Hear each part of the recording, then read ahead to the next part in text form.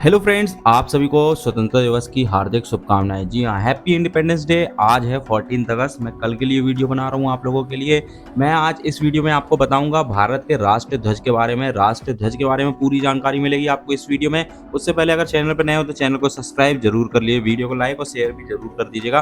भारत के राष्ट्रीय ध्वज को मौजूदा आकार मतलब जो अभी का आकार है उसको लेने में लग गए थे 26 साल। कई पड़ाव को गुजरने के बाद बना था तिरंगा। एक्चुअली जो तिरंगा हम अभी देख रहे हैं वो वैसा था ही नहीं।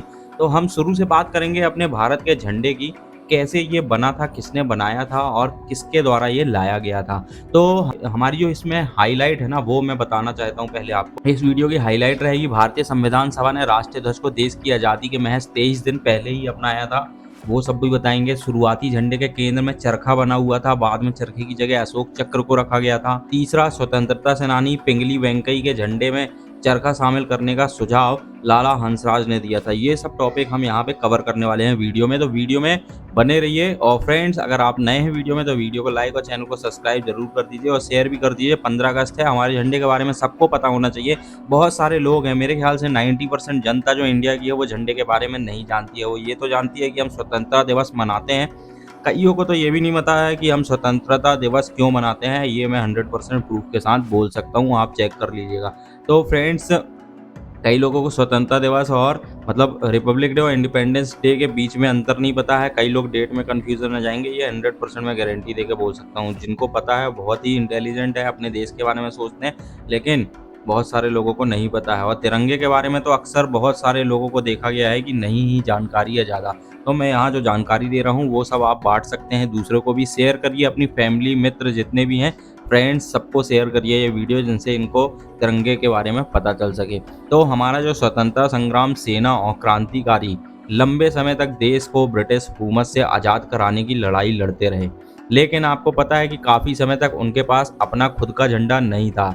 1857 में जो क्रांति हुई थी, मतलब जो झांसी की रानी वगैरह लक्ष्मीबाई वगैरह लड़ी थी, 1857 की क्रांति में ब्रिटिश सरकार ने औपचारिक रूप से जब वो जीत गए थे ना, ब्रिटिश सरकार 1857 में जीत गए थे, ठीक है। तो औपचारिक रूप से भारत का आधिपत्य ईस्ट इंडिया ने कर लिया था। मतलब ईस्ट इंडिया एक कंपनी थी जो व्यापार करने आई थी, लेकिन बाद में जब 1857 की लड़ाई हुई और इसमें जीत गई तो वो एक देश को कैप्चर करके अपना वहाँ पे राज करने लगी थी। फिर उन्होंने एक झंडा बनाया था, ठीक है, ईस्ट इंडिया कंपनी ने।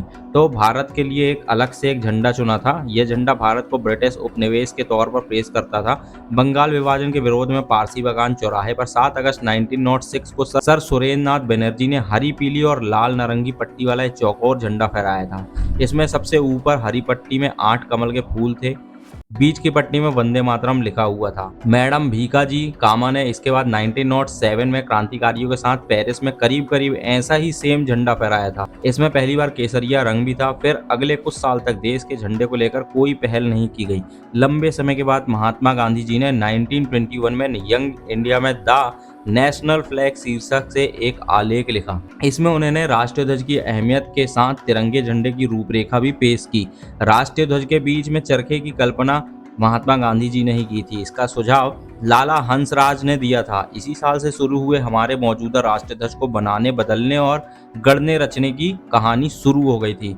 शुरुआती तिरंगे झंडे को स्वीकार करने में लग गए थे करीब 8 साल। पहली बार स्वतंत्रता संग्राम सेनानी पिंगली वेंकैया ने हरे और लाल रंग के झंडे को आकार दिया था। इससे पहले उन्होंने 1916 से लेकर 1921 तक 30 देशों के राष्ट्रीय ध्वजों को शोध किया था।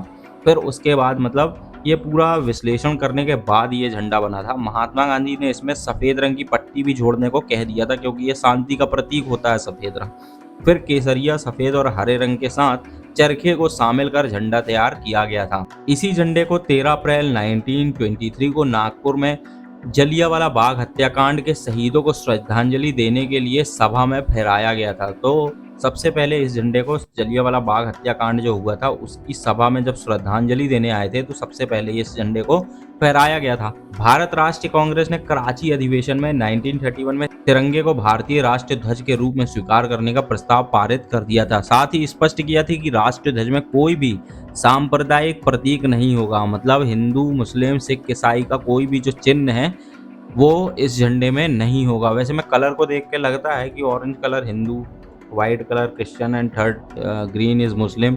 लेकिन ऐसा कोई भी फैक्ट नहीं है, कई लोग ऐसा सोचते होंगे लेकिन ऐसा कुछ भी फैक्ट इस झंडे में कलर को लेके नहीं है। आज़ादी मिलने से 23 दिन पहले ये तय हुआ था राष्ट्रीय ध्वज। जी हाँ, जब हमको आज़ादी मिली थी ना 1947 में, उसके 23 दिन पहले यानी कि 22 जुलाई 1947 को संविधान सभा ने आधिकारिक ध्वज को अपनाने का फैसला किया था परमानेंट, कि ये इंडिया का झंडा रहेगा। हालांकि यह फैसला आसान नहीं था, उस समय भारत का कोई आधिकारिक झंडा तो था नहीं।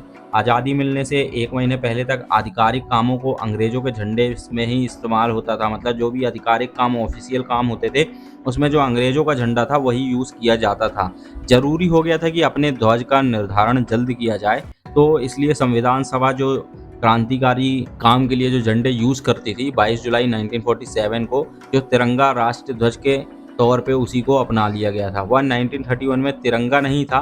नए झंडे में लाल रंग की जगह केसरिया रंग ने ले ली थी। सबसे ऊपर केसरिया, बीच में सफ़ेद और सबसे नीचे जो था वो हरा रंग था। केसरिया रंग को धार्मिक व आध्यात्मिक संस्कृति, सफ़ेद शांति और हरा प्रकृति का प्रतीक माना गया है। तो पंडित नेहरू जी ने संविधान में सभा में रखा था झंडे का प्रस्ताव। जी हाँ, संविधान सभा में सबसे पहले राष्ट्रीय ध्वज का झंडे का प्रस्ताव पंडित जवाहरलाल नेहरू जी ने ही रखा था। प्रस्ताव के मुताबिक ये निश्चित किया गया था कि भारत का राष्ट्रीय झंडा तिरंगा होगा। इसमें गहरे केसरिया रंग, सफ़ेद और हरे रंग की बराबर 3 आड़ी पट्टियां होंगी। सफ़ेद पट्टियों के बीच में चरखे का प्रतीक स्वरूप गहरे नीले रंग का चक्र होगा। चक्र की आकृति सारनाथ के अशोककालीन सिंह स्तूप के शीर्ष भाग के चक्र जैसी होगी। इसका व्यास सफ़ेद पट्टी की चौड़ाई के बराबर होगा। राष्ट्रीय झंडे की चौड़ाई और लंबाई 2:3 में होगी, मतलब 2:3 के अनुपात में ही ये झंडा होगा। उन्होंने कहा कि गौरव, उत्साह, स्फूर्ति और उत्तेजना भर देने वाला यह झंडा आपको मैं भेंट करता हूँ। जी हाँ, तो बात करेंगे जो चरखा था। पहले आप लोगों ने, कई लोगों ने मतलब चरखा देखा नहीं होगा तिरंगे में। जो पुराने लोग हैं, हमारे दादाजी परदादाजी, उन लोगों ने देखा होगा। तो महात्मा गांधी का चरखा हटाने का क्या है, महात्मा गांधी चरखा हटाने से नाराज भी हो गए थे। तो जो तिरंगे में शामिल किया गया चक्र है, सम्राट अशोक की विजय का प्रतीक माना जाता है। नीले रंग का यह चक्र धर्म चक्र भी कहलाता है। इसको भारत की विशाल सीमाओं का प्रतीक भी माना गया है। दरअसल सम्राट अशोक का साम्राज्य अफगानिस्तान से लेकर बांग्लादेश तक फैला हुआ था, लेकिन गांधी जी चरखे की जगह चक्र को लेने से नाराज हो गए थे। उन्होंने चरखा हटाए जाने का दुख था। वहीं बहुत से लोग चरखे को झंडे में रखने के पक्ष में नहीं थे। संविधान सभा के कई लोगों का विचार था कि झंडे के केंद्र स्थान पर शौर्य का कोई प्रतीक रखा जाना चाहिए। अशोक चक्र की तिलियों के नीले रंग को BR अम्बेडकर ने पिछड़ों और दलितों की अस्मिता का प्रतीक बताया था। शायद हो सकता है ब्लू कलर इसीलिए दिया हो।